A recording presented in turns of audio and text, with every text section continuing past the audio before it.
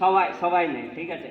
তো আজ থেকে মিড ডে মিল যতটা দরকার, যতটা খিদে আরেকবার নিয়ে নিবে। যদি আপনার খাবার পরে আরও দরকার হচ্ছে, ম্যামকে বলবেন কি আরও দরকার আছে, যারা মাসিরা আছেন আরও দরকার আছে, ওনারা আপনাকে আরও দিবে। কিন্তু একবার নিয়ে নিলে সেটা যদি নেই নেই খেতে পারবে, তখন ওটা নষ্ট হয়ে যাবে। সে নষ্ট হয়ে গেলে ডাস্টবিনে যাবে, ডাস্টবিন থেকে নালাতে যাবে। তো আজ থেকে আপনারা শপথ করুন কি মিড ডে মিল অতটাই, যতটা দরকার আছে ততটাই নিব থালাতে। সে যেমন নষ্ট না হয়। আরেকবার নিয়ে নিব, নেক্সট টাইম আরও নিয়ে নিব। যদি দরকার আছে বললে কি দিবে না, স্কুলে দিবে। আরেকবার খুঁজলে দিবে তো। তাহলে কি আছে, আরেকবার নিয়ে নিব কি না, আরেকবার আমাকে দেন, আমার খিদে আছে। ইয়াস या नो? তো মিড ডে মিল নষ্ট হবে আজ থেকে? নাই হবে তো?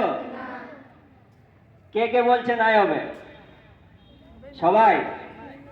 Thank you. তো ফুড কতটা প্রয়োজন আমাদের জীবনে সেটা বললাম। আরেকটা কথা বলছি, খুব গুরুত্বপূর্ণ কথা আছে। সবাই জানেন কি একটা চালের দানা তৈরি করতে কতটা সময় লাগে? কে জানে? হাত তুলুন। কতদিন সময় লাগে?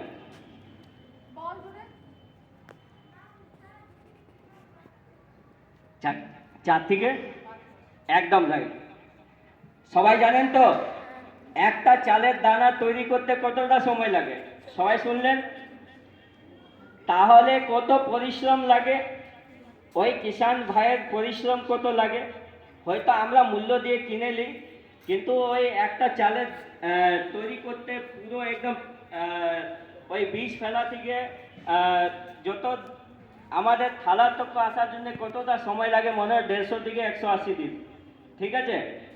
তো সেই কষ্টটা, সেই পরিশ্রম, কিষাণ ভাইয়ের পরিশ্রম যেন নষ্ট না হয়ে, সে কিষাণ ভাইয়ের এত পরিশ্রমটাকে আমরা 2 মিনিটে নষ্ট করে দিই। মানে খাবারটা যদি আমরা ফেলে দিই তো 2 মিনিটে নষ্ট হয়। তো আজ থেকে আমরা সেই কিষাণ ভাইয়ের জন্যে, সে কিষাণ ভাইয়ের পরিশ্রমের জন্য আজকে থেকে আমরা শপথ করব কি না, কোনোটাই আমরা অন্য নষ্ট করব না। এক দানাও চালের নষ্ট করব না। এখানে কি একটা চালের দানাকে মেকিং করতে কতদিন সময় লাগে, কত পরিশ্রম লাগে, ঠিক আছে।